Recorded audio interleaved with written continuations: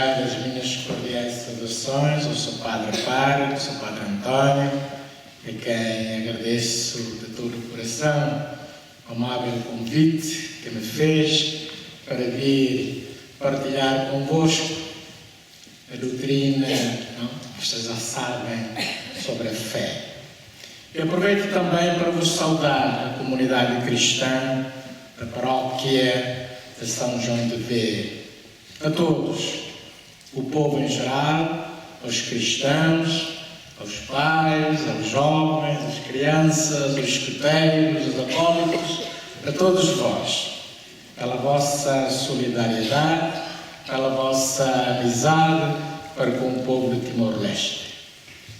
De facto, nós lá no território lutamos, sofremos, mas a liberdade foi possível porque sabemos que cá na retaguarda, neste quadrado, retângulo, à beira-mar plantado, sabíamos que havia amigos, havia patriotas que eram solidários conosco, com as vossas orações, com o vosso apoio. Por isso, diante de vós, manifesto, em meu nome pessoal, em nome do Timor-Leste, do povo de Timor-Leste, os nossos profundos agradecimentos. E que continueis a rezar, porque um país não se faz num dia, não é?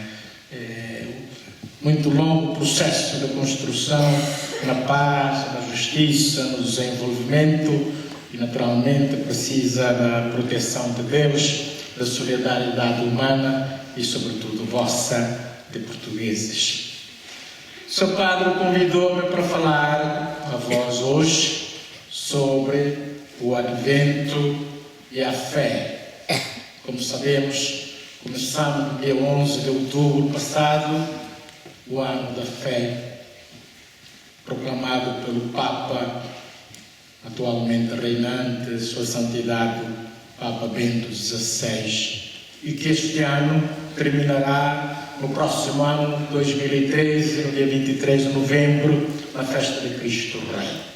É um ano em que nós, os cristãos, os que já temos fé, devemos agradecer a Deus por este grande dom de acreditarmos, de sermos filhos de Deus, de sabermos que é para lá, para Deus que nós caminhamos, e por isso a fé é muito importante.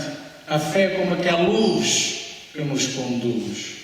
A fé é uma força que nos sustém no meio das dificuldades, dos desânimos, dos aborrecimentos e muitas vezes das quedas espirituais, humanas.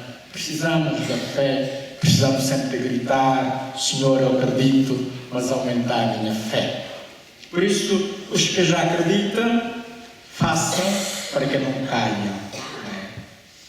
E os que não acreditam, pois vamos fazer para que acreditem mais. E para isso, temos de nos reunirmos em igreja, como vós fazeis hoje aqui. Temos de rezar uns pelos outros. Temos de estudar, fazer um pouco de esforço para que esta fé que recebemos dos nossos pais, que recebemos dos nossos catequistas e que recebemos sobretudo do nosso pároco, esta fé brilhe.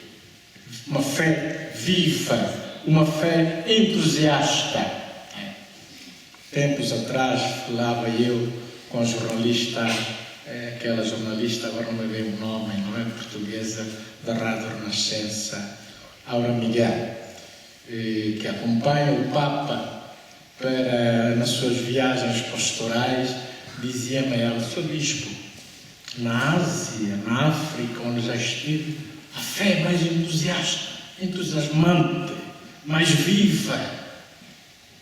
Aqui no nosso país, no Ocidente, na Europa, parece uma fé morta. Eu creio que não é morta. Também viva, também entusiasmante. É precisamente por causa disso que o Papa, em boa hora, proclamou este ano da fé, para que a nossa fé também seja tão viva como dos africanos, como dos asiáticos ou dos latino-americanos. Ora bem, portanto, neste ano da fé, já começamos, esperamos que ao longo destes meses, nós, os cristãos, mantenhamos viva esta fé. e que esta fé sirva de fundamento, sirva de trampolim para que nos anos futuros nós possamos voar mais, sermos mais, termos ideais maiores, apontarmos o nosso olhar para o horizonte, para o futuro, para o alto, para não estarmos sempre com os olhos espetados no chão, como a víbora, como a serpente que rasteja no pó e não é capaz de levantar os olhos para o céu. Portanto, a fé. E nós entramos, queremos celebrar esta fé neste tempo forte que a Igreja nos concede, que se chama Advento. Vocês todos sabem, não é? Vem da palavra latina advenire, significa vir em português. Português vem do latim vir, vem. Quem é que vem? Não vem o presidente Cavaco Silva, não vem um deputado, não vem um governador ou um rei, vem o Salvador do mundo, o nosso Deus, Jesus Cristo. Antigamente, quando os reis iam visitar as suas províncias, as suas cidades, havia anúncio público. Na Grécia, mandava-se o rei a visitar uma cidade, mandavam-se os cavaleiros. Iam de cavalo a correr, para quem ainda não via carros na altura, cavalos brancos, velozes, e anunciavam: cidadãos, preparai a vossa cidade, porque daqui a uma semana vem o rei visitar a vossa cidade. E todos preparavam, limpavam os caminhos, embelezavam as suas tendas, as suas casas, os seus caminhos, para o rei poder ser bem recebido. E acontecia também em Timor-Leste.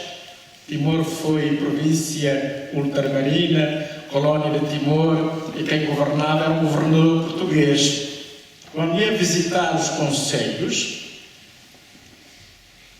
o que tocava o tambor, ia para o monte mais alto, passavam uma semana a tocar o tambor. E nós perguntamos: por que esse tambor aí a tocar? É que daqui a uma semana chega o embote. Embote significa gente grande, em teto, a língua de Timor, bote, gente, bote é grande, chega o embote, o governador. E por isso toca aquilo para que os timorenses se preparem, limpem as ruas, embelezam os caminhos, vistam bem para receber o governador do tempo colonial. Se nas coisas humanas acontece assim, quanto mais na nossa vida espiritual. Não chega o rei da Grécia ou nem o governador de Timor-Leste, mas chega o rei dos reis. Acabamos de celebrar no último domingo a festa de Cristo Rei. Portanto, é preciso preparar. E então a Igreja propõe-nos este tempo de Advento para nós nos prepararmos. O Advento essencialmente tem dois sentidos: preparar para nós, não é? muito mais visível, muito mais claro, preparar o nascimento de Jesus Cristo. Jesus Cristo já nasceu há 2000 anos. E alguns podem perguntar: mas por que é que tem de preparar o novo nascimento de Cristo se ele já nasceu? É verdade, historicamente já nasceu há 2000 anos. Mas na graça, nasce todos os dias. Nasce quando eu me aproximo da Eucaristia. Nasce quando eu me aproximo do sacramento da confissão. Nasce quando eu amo o meu próximo. Nasce quando eu faço alguma obra boa. Nasce quando eu perdoo. Nasce quando colaboro na paróquia. Por isso tem razão quando dizemos que Natal é todos os dias. Cristo nasce. E por isso temos de estar sempre preparados, porque Cristo pode passar e eu, distraído, não me dou conta, afinal Cristo já passou e eu fico sem Cristo, sem graça, fico vazio. É muito importante empenhar a passagem de Cristo nas nossas vidas. Por isso, ter os olhos bem abertos, ter os ouvidos bem atentos, adivinhar os sinais dos tempos, para saber quando é que Cristo passa. Portanto, celebrar o Natal, muito bem, recordar o nascimento de Jesus Cristo, que veio há 2000 anos nascer como menino, como um de nós. Para quê? Como rezamos no credo, para nos salvar, para nos perdoar os pecados. Mas também recordar que Cristo passa todos os dias da nossa vida. E em segundo lugar, a Advento também nos recorda isto, que nós esperamos que um dia, no fim do mundo, Cristo há de voltar para julgar os vivos e os mortos, como nós rezamos no credo. Advento, preparar-nos para celebrar, rememorar, comemorar, relembrar o nascimento histórico de Cristo. Celebrar o Advento para nos consciencializarmos que o Natal é de todos os dias, que Cristo nasce também todos os dias, e também recordar o fim do mundo, que nós, um dia, toda a humanidade há de entrar esta nova vida de Cristo, que vem como juiz supremo para julgar o bem e o mal, julgar os homens, julgar a humanidade. Portanto, caríssimos irmãos, este é o Advento. E então, começamos amanhã à tarde, domingo, já começa o primeiro domingo, serão 4 domingos de Advento, e nestes 4 domingos, a Igreja propõe-nos 3 figuras importantes. Para nós olharmos para elas, podemos preparar-nos bem. Em primeiro lugar, quando acontece, lemos o ano lá, este ano vai ser o ano C. As leituras, a primeira leitura que vamos escutar, serão do profeta Jeremias, serão do profeta Sofonias e será do profeta Miqueias. Miqueias apela-nos para a alegria, apela-nos para Sofonias também prepara-nos para a alegria. Portanto, ouviremos na primeira leitura estas leituras dos profetas que nos falam. Depois, na segunda leitura, ouviremos as leituras de São Paulo, as cartas aos Tessalonicenses, aos Efésios, aos Filipenses, aos Hebreus.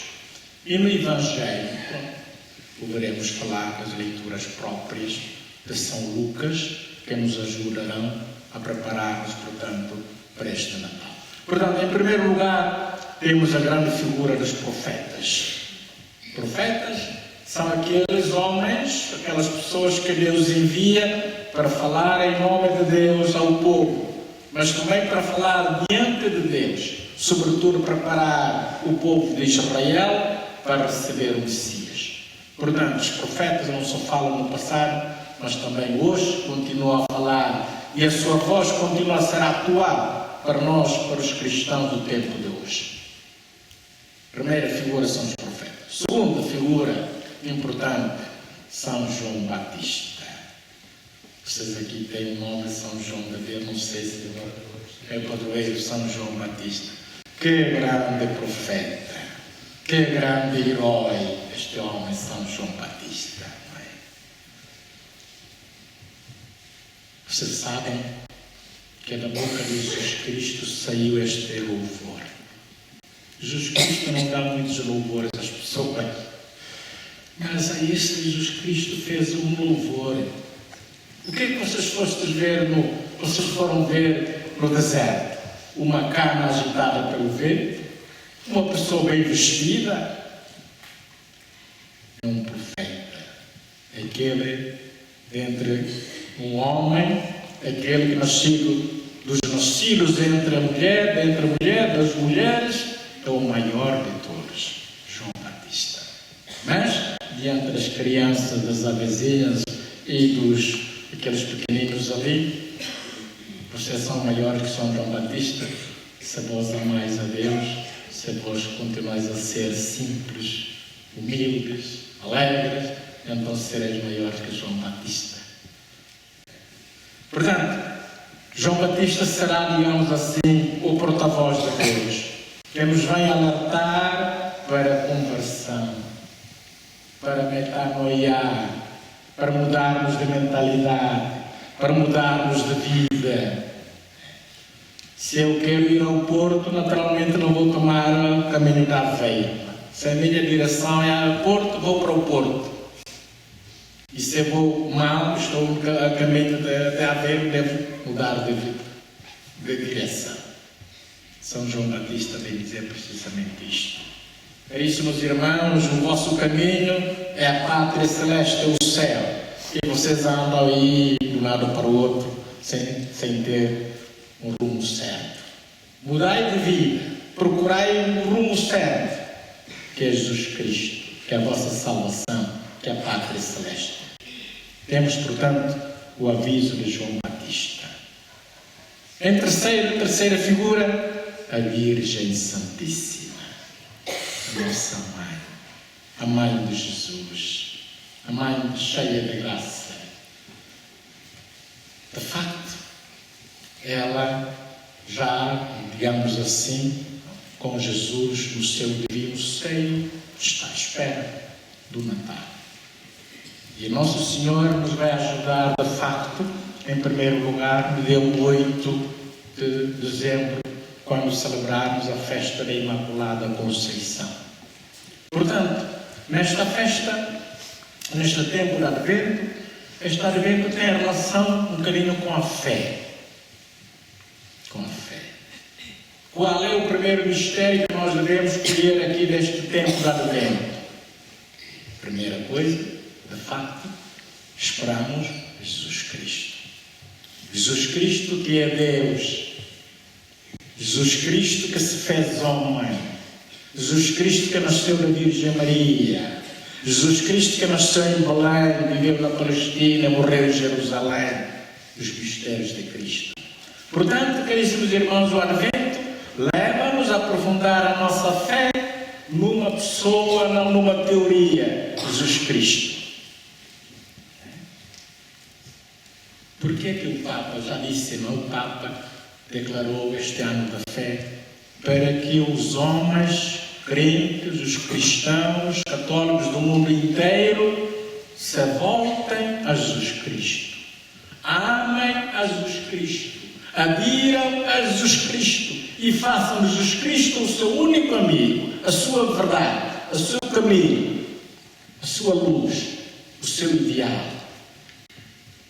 Por isso, se nós vivemos este ano da fé sem conhecer Cristo, estamos a perder tempo.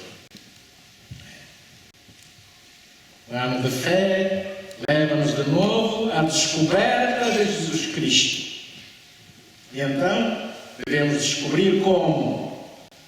Vendo, lendo a Sagrada Escritura. Conhecer o Evangelho.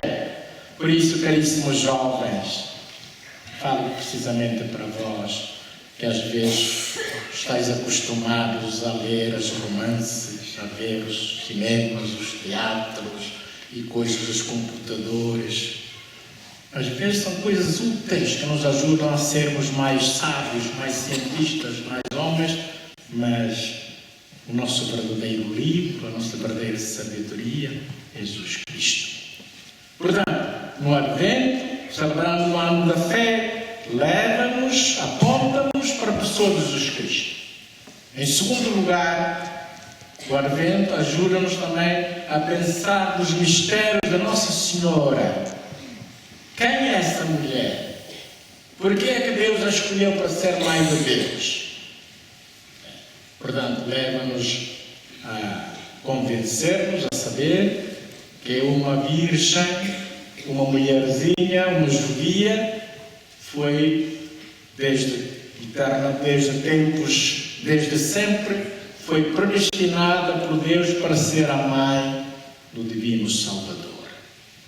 E ela, na sua humildade, na sua simplicidade, na sua pobreza, aceitou ser mãe de Deus. Portanto, aqui já estamos, enfim, nos mistérios da Nossa Senhora.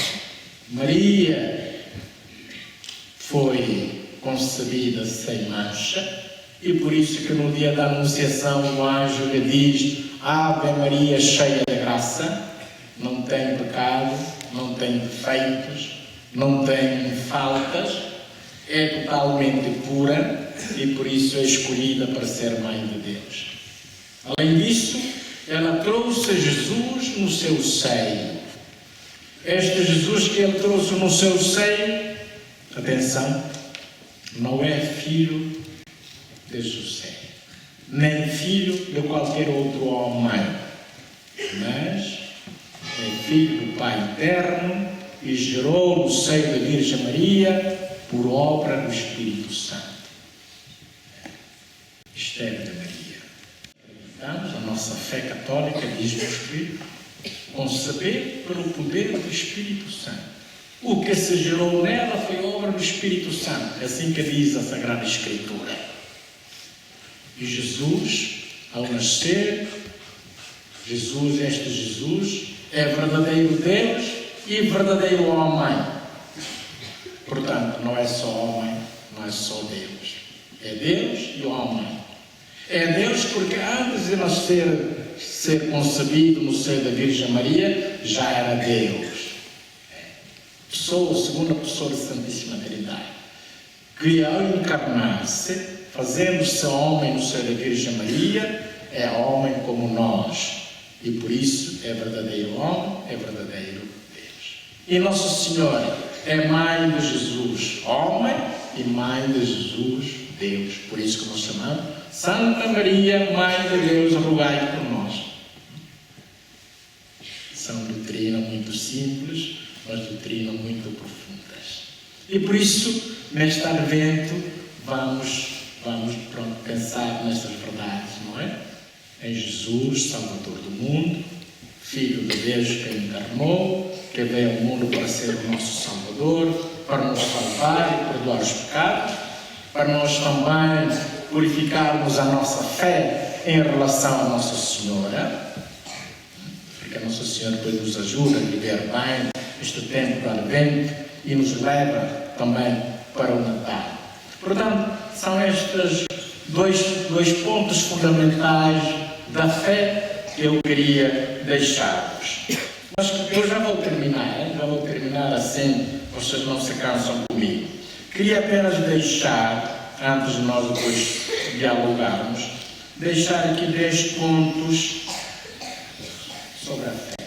Como nós temos 10 mandamentos, para o cristão poder viver bem, eu tomo a liberdade de vos apresentar aqui digamos assim, um decálogo de um bispo americano que eu tomei liberdade de copiar e de trazer também para a vossa reflexão, porque eu também vivo disto, este decálogo deste bispo americano. Portanto, para nós vivermos bem o ano da fé, precisamos, segundo este bispo americano católico e também, segundo a minha convicção, de 10 coisas. Primeiro, ir à missa. Segundo, ir à confissão. Terceiro, conhecer a vida dos santos. Quarto, ler a Bíblia diariamente. Quinto, ler os documentos do Concílio Vaticano II. Sexto, estudar o catecismo da Igreja Católica. Sétimo, ser voluntário na paróquia. Oitavo, ajudar quem precisa. Nono, convidar um amigo para a missa. Décimo, viver bem as bem-aventuranças. Quem praticar este decálogo já pode dizer que viveu bem o ano da fé. Podemos continuar ou não? Podemos?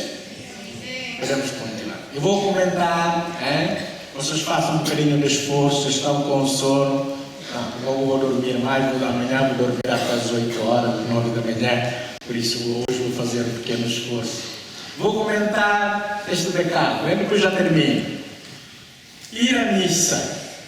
Caríssimos irmãos de São João de Ver, o ano da fé pretende promover o encontro com Jesus Isto acontece mais imediatamente na Eucaristia.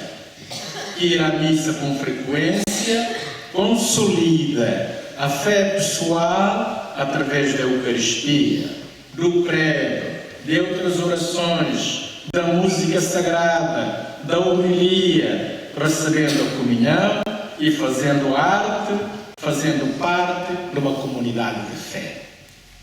Por isso podemos concluir, afirmar: quem vai à missa tem fé. Quem não vai à missa não tem fé.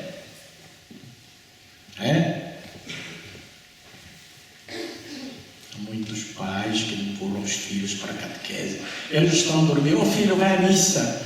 E o rapaz responde: "Papai, tu não vens?" "Não, ainda estou com sono." Não tem fé. Segundo, ir à confissão. Há muita gente que não se confessa. Tal como pela missa, os católicos encontram força e aprofundam a fé pela participação no sacramento da penitência e reconciliação. A confissão, atenção a estas palavras, a confissão alenta as pessoas a regressarem a Deus e a expressar arrependimento por terem caído e abrir as suas vidas para o poder curativo da graça de Deus. Perdoa as faltas do passado e dá força para o futuro. É um grande sacramento da confissão e da penitência. Infelizmente, deixamos confissão, não nos confessamos 3 meses, 6 meses, 1 ano, 20 anos, sem nos confessarmos. Quando a confissão alenta a nossa fé. Terceiro, conhecer a vida dos santos. Interessante. Em Portugal há muita devoção aos santos. Às vezes também dá mais, um bocadinho dá mais. Temos a igreja cheia de santos, fazemos todo o dia andar à volta dos santos, a benzer os santos, a tocar nos santos. Jesus Cristo ficou ali escondido no Santíssimo, ninguém se lembra dele. É um defeito, é um extremo. Mas a verdadeira devoção aos santos é esta: que os santos foram aqueles, as santas foram aquelas que viveram profundamente a fé. E por isso é preciso estudar a vida deles. Não só estudar, conhecê-los, não só conhecê-los, imitá-los. Eles são o caminho, eles são a via para nós. Os santos, incluindo a Nossa Senhora, não nos devem impedir neles. Eles não são deuses, Deus é Jesus Cristo. E por isso a Virgem Santíssima, São José, São João Batista, os santos todos, devem ajudar-nos a ir para Deus verdadeiro. Portanto, caríssimos irmãos, tentem nas vossas casas a Bíblia, mas também, se for possível, a vida de São João Batista e a vida de outros santos e santas, porque vos podem ajudar. Quarto, ler a Bíblia diariamente. Eu faço o possível por ler por dia um capítulo. Todos os anos estou sempre a fazer a mesma coisa. Não é? Tenho o Evangelho feito pelos jesuítas de Braga, em que indica por dias 1 de dezembro, 2 de dezembro. Pronto, lembro isto. Não quer dizer que seja exemplo para vós, mas esperamos que tenhas na vossa casa, pelo menos o Novo Testamento, cada dia leres uma passagem, um versículo. Nós, em Timor-Leste, estivemos com a Indonésia. Vocês sabem, a Indonésia é um país maioritariamente muçulmano. São 240 milhões de habitantes, 17 mil ilhas. E os muçulmanos são a maioria, 98%. Os católicos são apenas 6%. Os protestantes, 12%. Os hindus são 5%, os budistas são 2%, a maioria são muçulmanos. Mas, sobretudo, onde há protestantes, comunidades muito vivas. E na Indonésia, em algumas ilhas, os protestantes, para poderem sobreviver, quando se reúne a família numa sala de jantar, antes de comerem o prato de arroz, o pai diz ao rapaz: olha, lê a primeira Bíblia, um versículo, para nós fazermos a nossa oração. Só assim que as comunidades cristãs sobrevivem e resistem naquele país maioritariamente muçulmano. Para vos dizer que a Sagrada Escritura nos fortifica, fortalece. Portanto, para termos fé, ler a Bíblia diariamente, ler os documentos do Concílio Vaticano II. Não sei se os meus irmãos e irmãs São João de Ver conhecem o Concílio Vaticano II. O livro são um documento, não é? Com constituições, com decretos, com declarações.